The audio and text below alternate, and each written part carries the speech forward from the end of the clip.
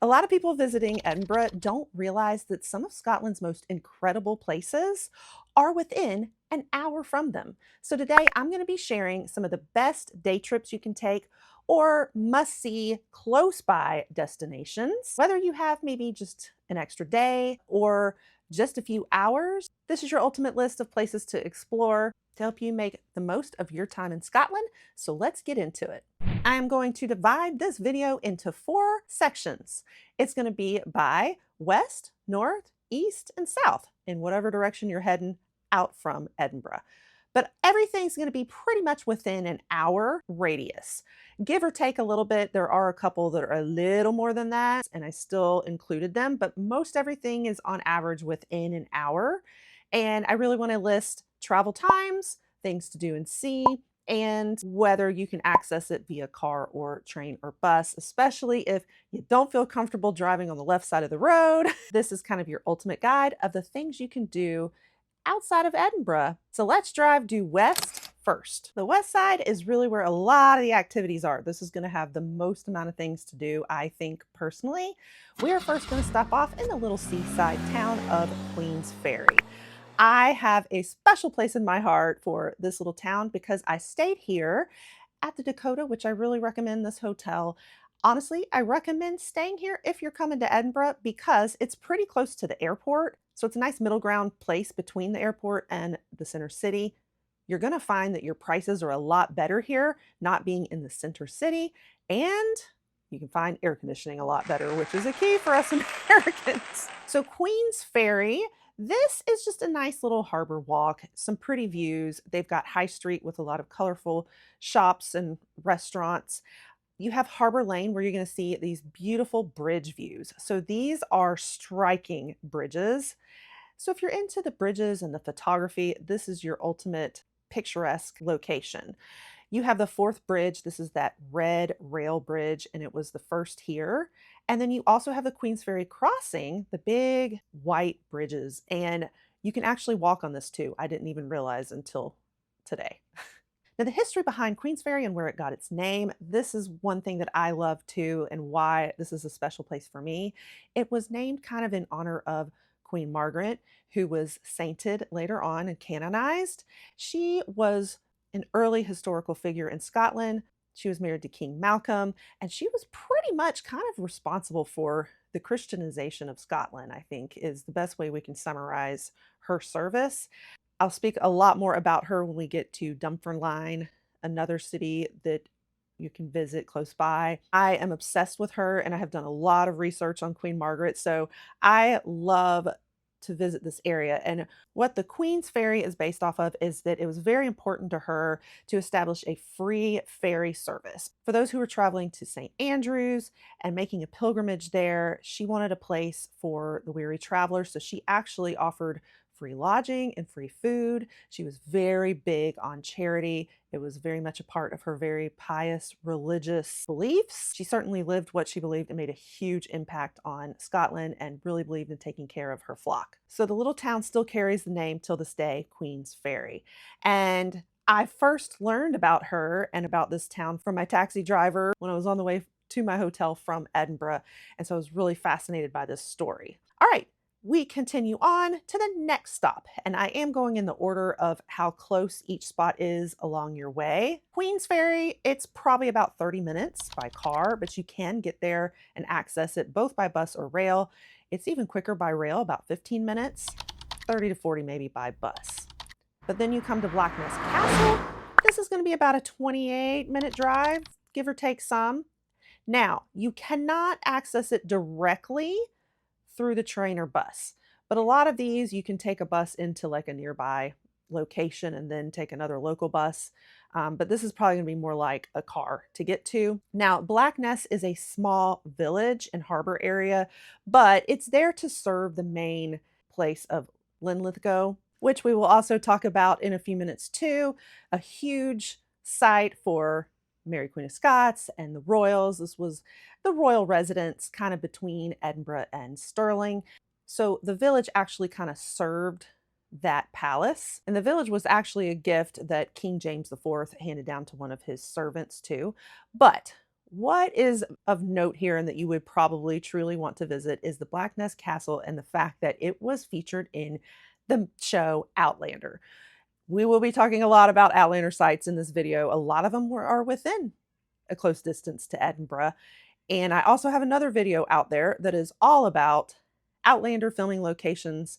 And I will also be bringing you guys another updated one that's just a little bit more organized. So stay tuned for that. Black Ness Castle was filmed as Fort William in there, even though it's not the real Fort William.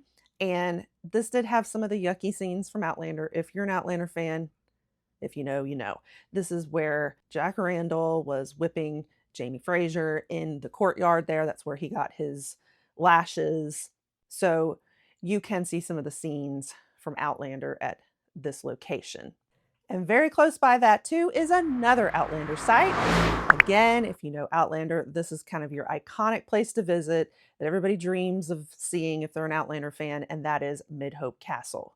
This is the fictional ancestral home of Jamie Fraser Lallybrook. This will be another one that's about a 28-minute drive from Edinburgh as well, but you're not going to be able to use public transit to get there. This is going to be something that you need to access by car or find a tour bus to get you there. It's kind of a remote little place. The parking area is really small. There's even a little porta potty in there. And you're really not going to go inside. This is something you view from the outside. You take your pictures at the arch.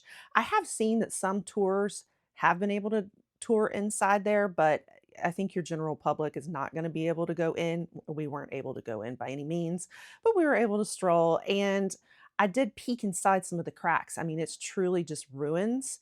You can even see some of the folded up papers and plans down in the basement there. I don't know how stable it is inside anyway, but really neat to go just visit it and see it in person. So then we come to Linlithgow Palace. And this is definitely the iconic Mary Queen of Scots location because this was her birthplace. This is where she was born in the midst of quite a bit of turbulence.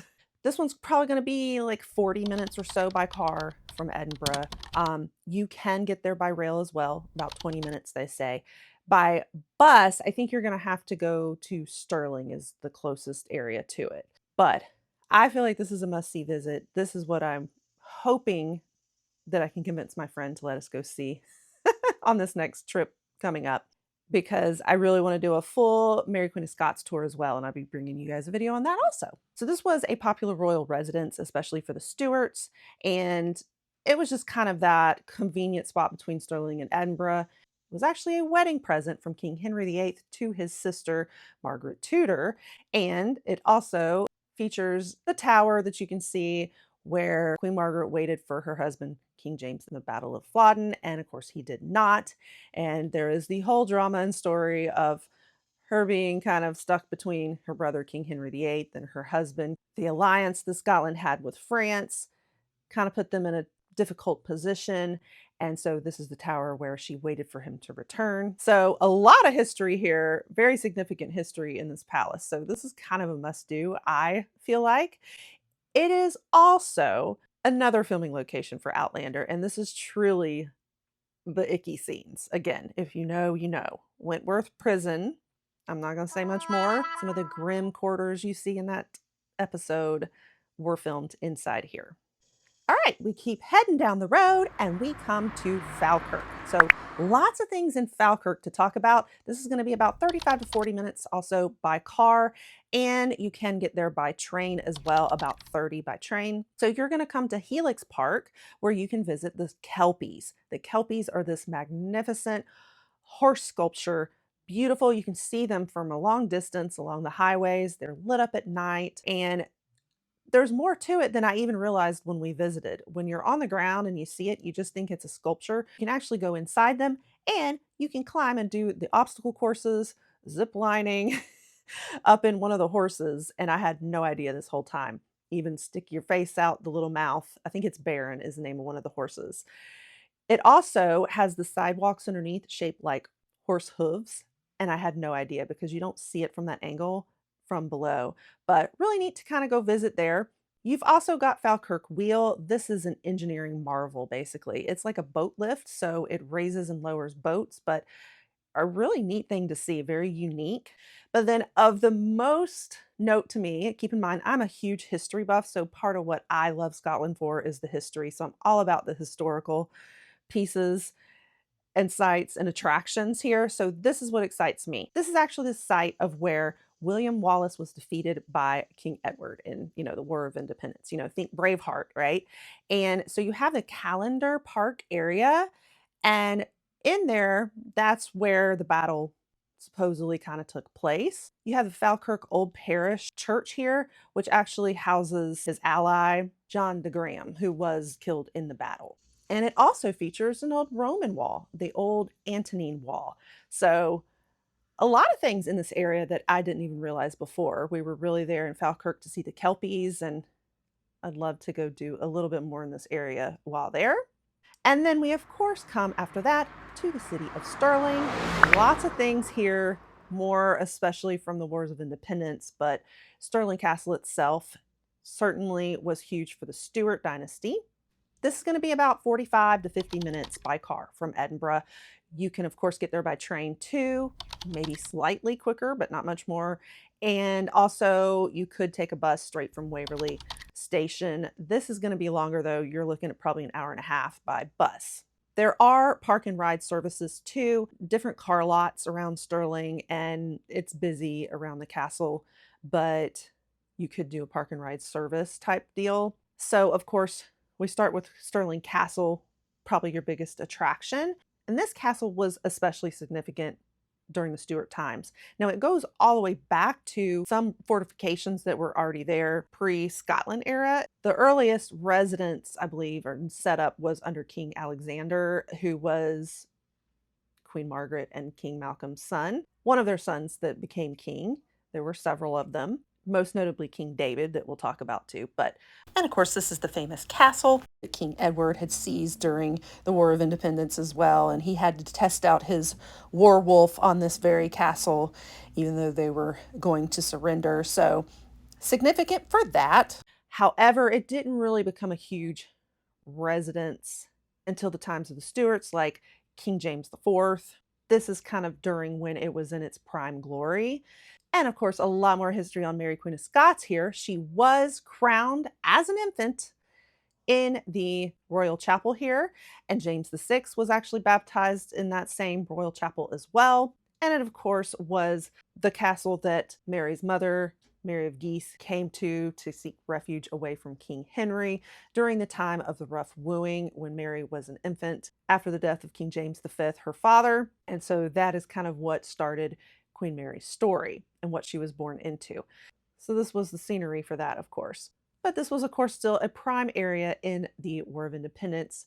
William Wallace, Robert the Bruce, lots of things to see here to commemorate that time. You've got the William Wallace Monument close by. It's about 10 to 15 minutes from the castle. And in this monument, you can see William Wallace's sword that he carried itself. You've got a Hall of Heroes gallery, you've got the Wall of Arms, things to see in there, and you can climb to the very top. It's very steep, lots of stairs, but beautiful sweeping views at the top. I don't know that I'll be able to make it with recovering from a broken ankle right now, but would love to. And then you can also visit Stirling Bridge, of course, which was that infamous location in the battle. It's about 6 minutes from the William Wallace Monument. And I think that a place people often don't think to visit will be the Bannockburn Visitor Center. This is truly where the battle took place, and you can learn a lot about the battle, the grounds they walked on, and Robert the Bruce statue here. So that one, I believe, is about 13 minutes from the Wallace Monument. So all of these things I think are must-dos while you're in the Stirling area. Your next stop, this one's a little over an hour, but I'm still going to include it. So it's because it's probably about an hour and 6 minutes. So we'll just give or take a few minutes because I think this is a don't miss site, and that is Doune Castle. So Doune Castle definitely was another Outlander filming site, but a lot of filming sites. It was featured in Game of Thrones, the pilot episode, and Monty Python. But for Outlander, this, of course, is Castle Leoch, is what it features, the Clan Mackenzie Castle. And it's also really heavily used right now during the current Blood of My Blood filming locations also. But there's a lot of other history here as well. It actually served as a dowager house for a lot of the queens.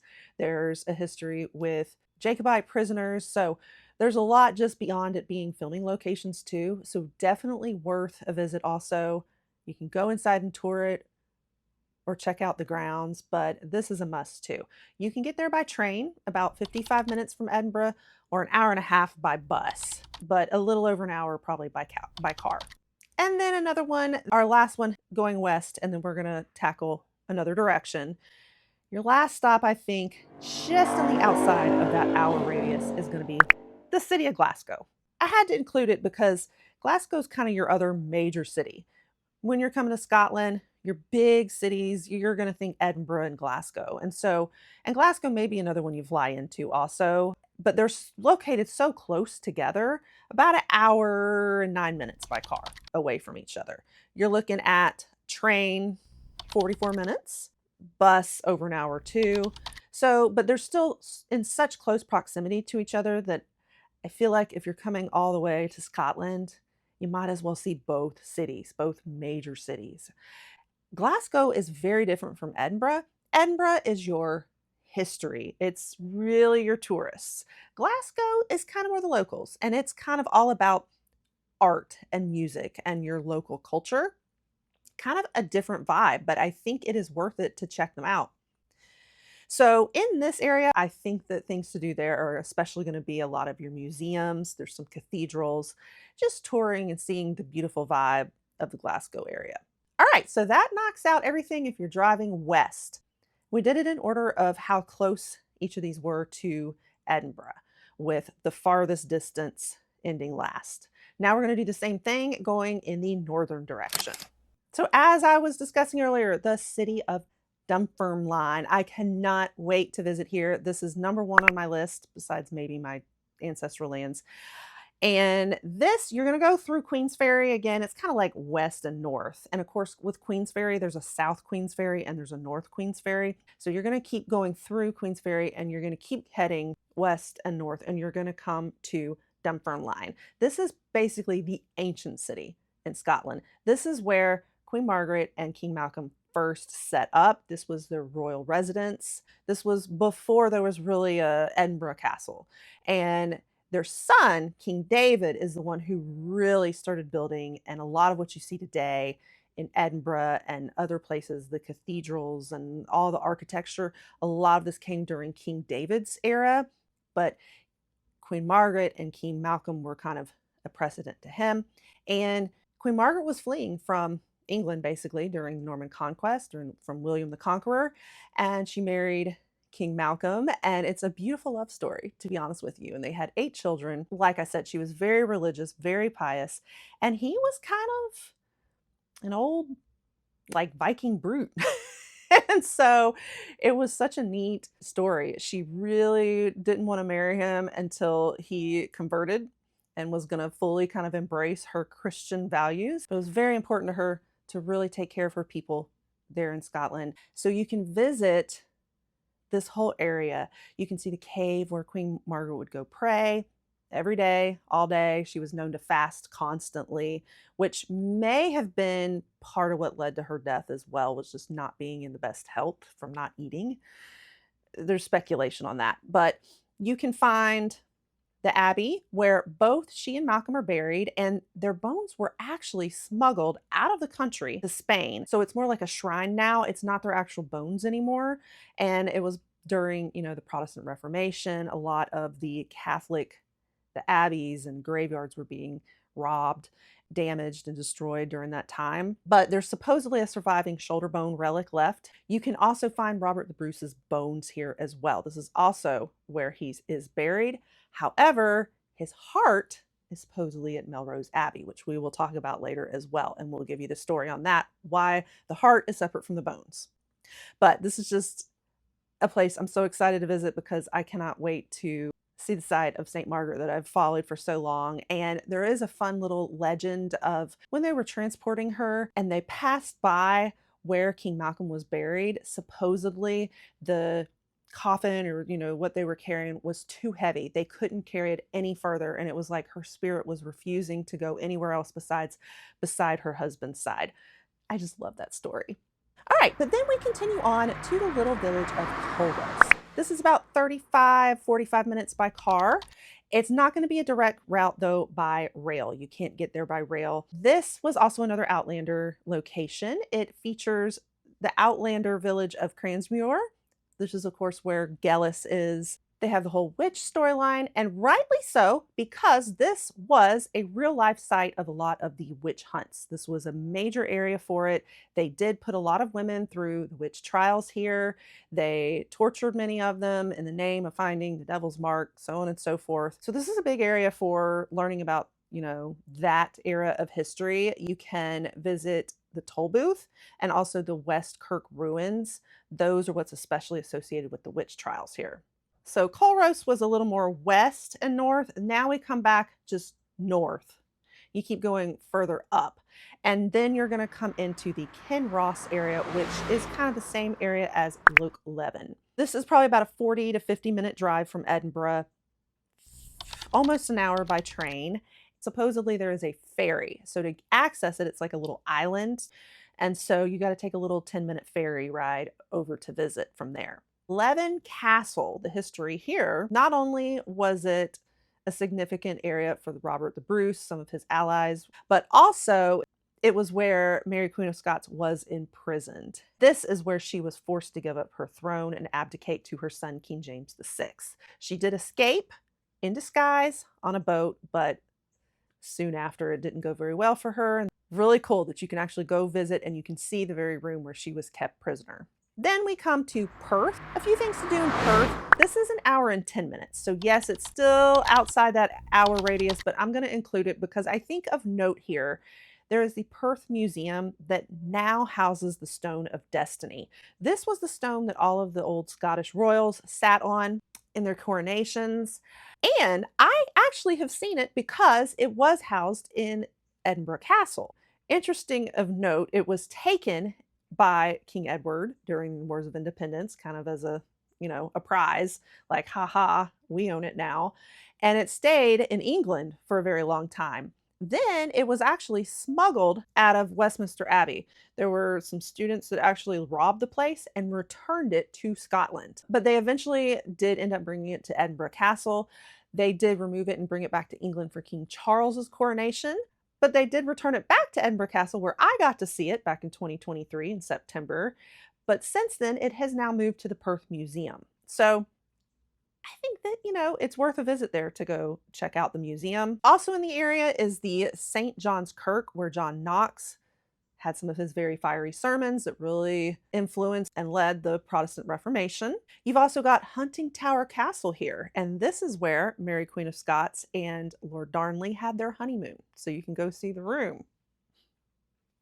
Very interesting, in my opinion. A few other castles too, but those are the big things I think that are of note.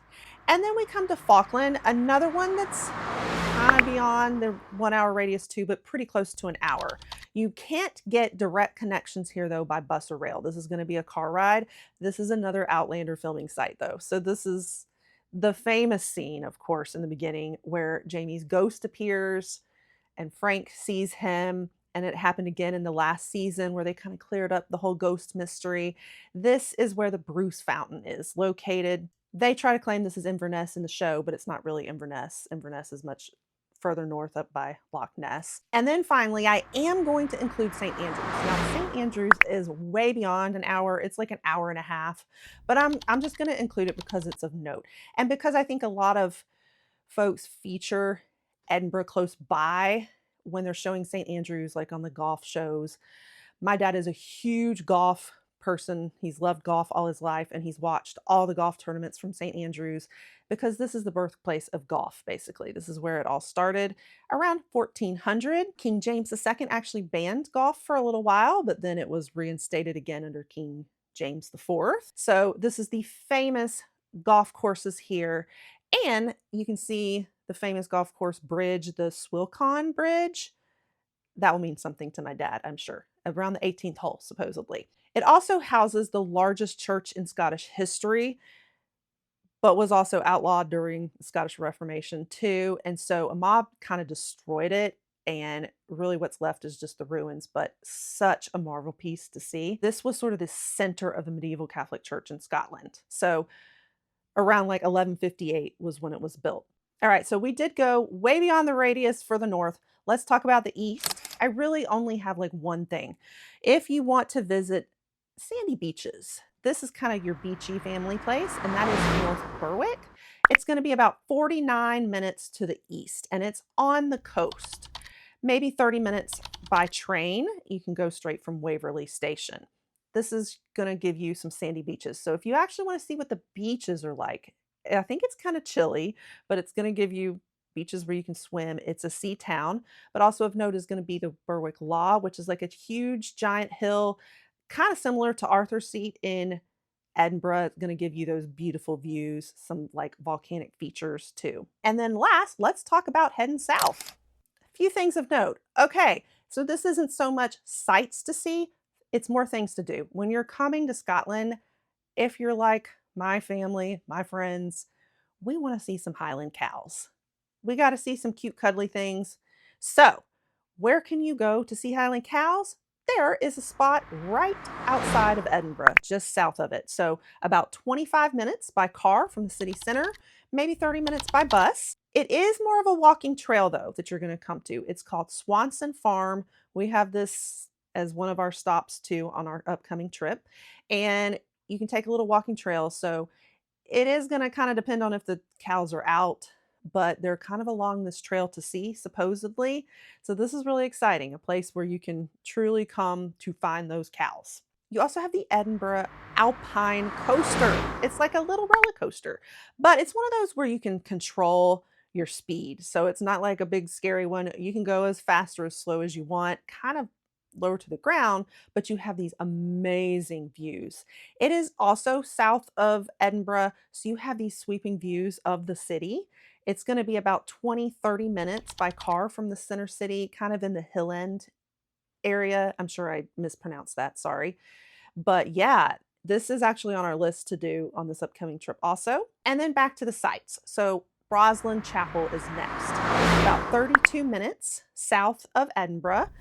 From Princess Street, you could grab a bus. Also, look for the Lothian buses. 45 to 60-minute drive. And then there's also a train that goes there as well. So, of course, this is the chapel that kind of was set on the map by Da Vinci Code. It's featured in the Da Vinci Code movie. I finally just read the book. I can't believe it. So I really want to visit it. And it's, of course, the Da Vinci Code tied it to the Knights Templar and the Holy Grail. Is there really a tie? Well, there's legends and there's talk, but we don't know for sure. It was founded by Sir William St. Clair in 1446. Stunning architecture. A lot of secrets inside, apparently, but we don't know what they are, and we can't photograph them inside, so I might not be able to show you. And then about an hour drive, so we're getting to that hour mark, you can come to Melrose. In Melrose, there is Melrose Abbey. And so as we discussed, this is where supposedly Robert the Bruce's heart is buried.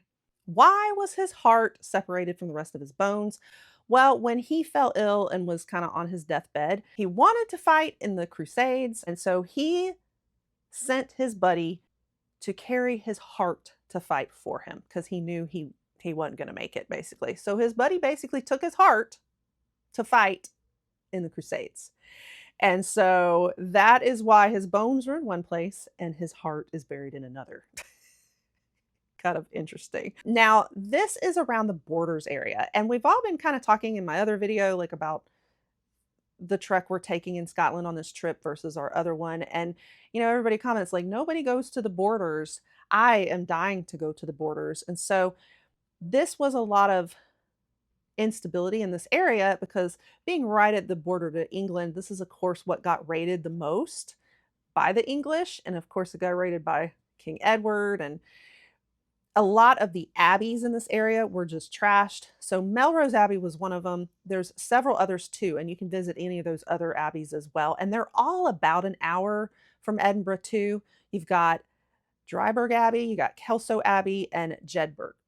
Abbey. And I know I butcher the names, so I apologize to my Scots that are watching, us annoying Americans that get the pronunciations wrong. This abbey, I think I was the most interested in because of the Robert the Bruce. And this was founded in 1136 by King David as the first Cistercian house in Scotland, which is an order of monks, basically, that were different from some of the others. So it kind of just stands out. Now, the bus you can get to with about a 2-hour service. There's not a direct train, though, but it's about an hour drive by rental car. And then the last site of note, I think, in the south, also in the same area, right around Melrose too, right at the borders, is the Abbotsford House. And this was the home of Sir Walter Scott, the same one who has the monument in Edinburgh, the famous Scottish writer, basically.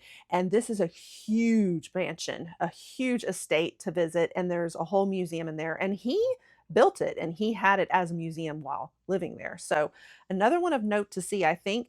Another one that is an hour by train or car, but there's not as direct of a bus. You can order like a little mini bus to go see it, but I think you have to call ahead for that. So that's everything. Everything that I think is of note within that somewhat hour radius of Edinburgh. Like we said, we had a couple that were a little outside it, but a lot of the things close by to do. I think especially for if you're there for an extra day, you've seen Edinburgh within the city and you just want to see a few other sites close by, but you don't have another full day, or you're there for an afternoon, you want something else to do. Maybe you're traveling solo and you don't want to venture out too deep into the Highlands by yourself, but these are some accessible places by rail or bus if you want to take an extra little visit. And hopefully having it kind of grouped by the direction you're going in will help you know if you can do 2 or 3 in a day. So let me know which ones you have done, which ones you're visiting, and if I've missed anything that you think is of note and that we really should visit within that like hour or so radius of Edinburgh. Hope you have an amazing trip if you're headed there. Make sure you stay tuned for more Scotland content. I have a ton more coming as I'm planning our trip that's coming up in September, and we'll have some more packing guides too. You don't want to miss it all. You want to pop the subscribe, and I will catch you guys all in the next one. Bye.